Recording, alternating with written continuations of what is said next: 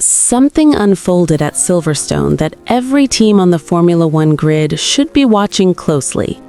Mercedes unveiled their brand new W17, put both drivers behind the wheel, and then did something unusual. On day one, they ran almost the maximum mileage allowed. That is not routine. That is intent. George Russell was first out in the new car, before handing over to Kimi Antonelli. Between them, they logged 67 laps of the Silverstone International Circuit, just under 200 kilometers. That number matters. It represents the absolute ceiling of what teams are permitted to run during a promotional filming day. Most teams don't even try to reach it on their first outing with an entirely new car. The comparison is stark. Audi covered around 50 kilometers during their shakedown. Racing Bulls played it safe, completing only 15 kilometers in a demonstration run before returning for more mileage the following day. Cadillac also chose not to push their limits. Mercedes did the opposite. They arrived and immediately went to the edge. So here's the question. For 2 straight seasons, Mercedes has been beaten by their own customer team, McLaren, using the same engine. For a works team, that's uncomfortable. Does the W17 change that narrative, or is McLaren about to make it 3 in a row? Andrew Shovlin, Mercedes trackside engineering director, described the day as sensible. It's an interesting choice of word. Not spectacular, not revolutionary, just sensible. The priority, he explained, was ensuring everything functioned safely and reliably. Completing the full mileage with both drivers, he said, was a reflection of the effort put in by everyone at Brackley and Brixworth. And context matters. For months, rumors have circulated that Mercedes' preparation for the new regulations has been unusually strong. Then came the compression ratio debate. Rival manufacturers suggested Mercedes had discovered a clever interpretation of the rules, one that could unlock a significant power advantage. Some estimates placed that gain at several tenths per lap from the engine alone. Just hours before the W17 hit the track, the FIA met with all power unit suppliers. No immediate rule changes followed. Instead, the governing body confirmed discussions would continue regarding how compression ratios are measured. Mercedes appeared unfazed and carried on regardless. Alpine offered an interesting point of comparison. Running Mercedes power for the first time, the French team completed their own Silverstone shakedown the day before. They reached approximately 140 kilometers before fading light and worsening weather ended the session.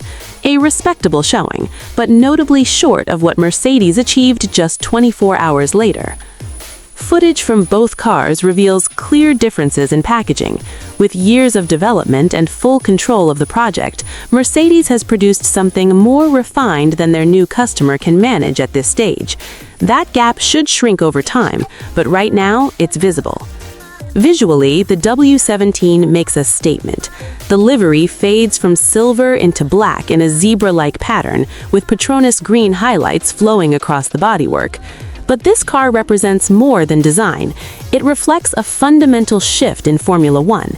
Active aerodynamics adjust wings throughout each lap. Power is split almost evenly between electric motors and the internal combustion engine. Sustainable fuels are no longer optional, they're required. George Russell enters the season as team leader. After joining Mercedes in 2022, he now leads a campaign without a 7-time world champion alongside him. His contract runs for just 1 year, adding pressure to deliver immediately. Antonelli begins his second season after stepping into the seat vacated by Lewis Hamilton. His rookie year showed promise, along with mistakes expected at this level. The new regulations reset the field, and Antonelli will be looking to take advantage. Testing continues with a private 3-day session in Barcelona, followed by 2 official tests in Bahrain during February, both open to media and fans.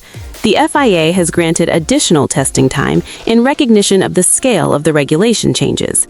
Mercedes arrives as the bookmakers' favorite, a remarkable reversal after years of struggle in the ground effect era. From 2022 onward, by 2025, the team that once ruled the sport through an entire regulation cycle had lost its way. Mercedes couldn't find its footing. The W17 is their chance to take it back. 4 teams will run Mercedes power this season: the factory team, McLaren, Williams, and Alpine. If the rumors of a power unit advantage are true, all 4 stand to gain.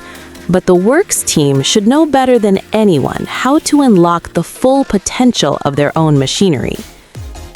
The compression ratio debate continues quietly in the background. Mercedes is believed to have designed their engine so key internal components expand under heat, effectively increasing compression beyond what static measurements suggest. Rivals argue that this crosses a line. Mercedes insists it does not. The FIA has yet to intervene, and the team maintains they were open with regulators from the start. Red Bull, now producing their own power unit in partnership with Ford after ending their Honda relationship, is said to have explored a similar concept. Early reports suggest mixed results. Their junior team's extremely cautious shakedown may reflect just how new and complex that engine program still is. Silverstone was the obvious place to begin. Mercedes' chassis base in Brackley and engine operation in Brixworth are both nearby. The team knows this circuit better than almost any other, shaped by years of testing and filming days.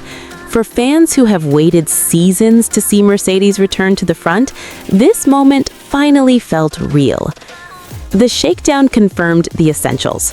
The car runs, the engine delivers power, both drivers are comfortable, systems behave as expected. These may sound basic, but when every regulation is new, nailing the fundamentals on day one matters. What remains unknown is performance. Testing will offer hints, but teams rarely show their true hand. The real answers only come when the lights go out in Melbourne. For now, Mercedes has executed the ideal opening: maximum mileage, maximum discipline, no drama. The W17 exists, it works, and now the real work begins. The customer-team dynamic adds another layer to the season ahead. McLaren has already proven that using Mercedes power does not guarantee Mercedes victories. They outdeveloped the factory squad and claimed the Constructors' Championship. Williams showed flashes of genuine progress. Alpine hopes that abandoning Renault power will unlock speed they've been missing for years.